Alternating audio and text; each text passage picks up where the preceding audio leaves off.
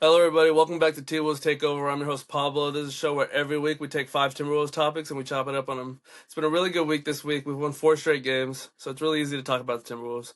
Donte Divincenzos is the first thing I want to talk about. He's been completely on fire. He's averaging 52% from the three-point line over the past 5 games. He's averaging 16, 5, and 4.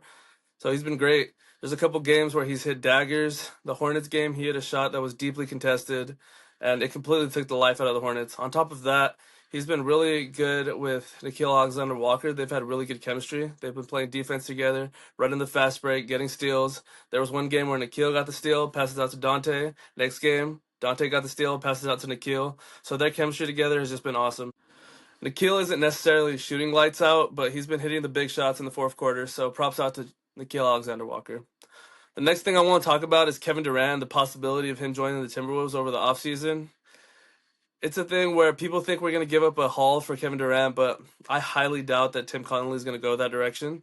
I don't even think Kevin Durant's value is going to be that high. He's 37 years old and he's begging to be shipped out of Phoenix. So if he tells the front office that he wants to go to Minnesota, we could end up getting him for pretty cheap. A package that I would offer is probably Rob Dillingham, Julius Randle, and that Detroit pick. That's about the most that I would offer for Kevin Durant. Because if we're trading for Kevin Durant, I don't want to give up DiVincenzo. I don't want to give up Naz Reid. I don't want to give up Jaden McDaniels. So if people think I'm delusional for thinking that's all we need to get Kevin Durant, that's fine. I want to move on from that trade. The third thing I want to talk about is Julius the Donut Randle. We're on a 9-game winning streak with him in the lineup. He's been playing great overall over the past 5 games. He's averaging 29 and 7, and he's not been doing too much. He's playing within the flow of the game, so that's great to see from him. One issue he's had overall this whole season was dribbling off his foot, over dribbling. And if you excuse the Miami game, he's kind of been limiting those turnovers. So I like to see that Julius Randle's stock is up right now. Next thing I want to talk about is Rob Dillingham, and it seems like he's been taken out of the rotation. That's unfortunate. It's not really something I want to see, but I kind of understand it. The guard depth is really good on the Timberwolves. Donte Divincenzo, who I think should be the starter. Mike Conley should be the second string point guard.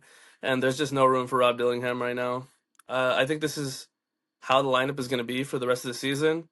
So hopefully Dillingham just takes some notes, learns a lot from Mike Conley, because I think Mike Conley is leaving next year, and Rob Dillingham should take his spot. I anticipate him getting a lot of minutes next year and hopefully putting up a lot of points, a lot of assists.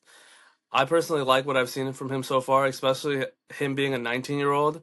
I can see the progression going up, so I'm really excited to see what Rob Dillingham can do for us next year. For the last topic, I want to talk about Rudy Gobert and how he could potentially be returning for the Spurs game. He's been dealing with a lower back injury for the past month or so, and it's going to be really fun to see him back on the court. He's averaging 10, 11, and 1.5 blocks a game. It hasn't been a perfect season for him, but I could see him getting better towards the end of the season. It's going to be really intriguing to see how they implement him back on the team, because the offense has been clicking really well without him, and the defense has still been solid. I'm not saying I don't want to see Rudy Gobert back, but I'm just saying it's a pretty difficult puzzle piece for Chris Finch to figure out. So that's going to be pretty exciting to see over the last 20 or so games. So that's it for the T-Wolves Takeover. If you have any comments or anything you disagree with me on, go ahead, comment that. Give me a like, dislike, whatever you'd like. I'll see you next week.